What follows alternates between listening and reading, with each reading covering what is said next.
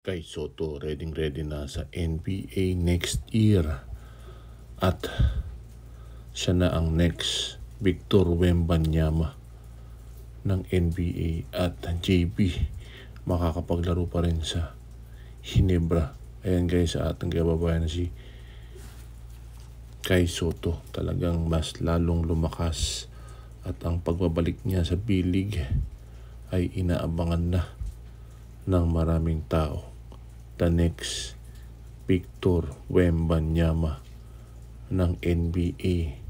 At talagang nag-bulk ang katawan ng ating kababayan na si Kay Soto. Talagang puro dakdak, mabigyan lang ng pagkakataon.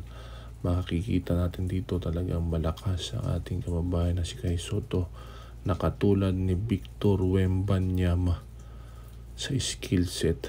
At talagang puro dakdak ang kanyang ipapakita sa NBA. Mabigyan lang ng pagkakataon at makita ng isang scout na potensyal ang ating kababayan na si Kay Soto. Kay Soto, the next Victor Wembanyama ng NBA.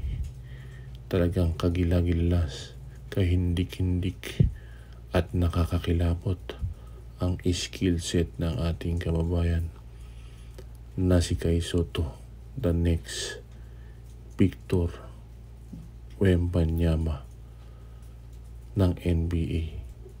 Talagang kitang-kita natin ang lakas at diksi, boom, sa dakdak ng ating kababayan na si Kay Soto. Again, Kay Soto, the next Victor Wembanyama ng NBA. Talagang kaabang-abang ang ating kababayan na si Kay Soto, ang Victor Wembanyama ng Philippines.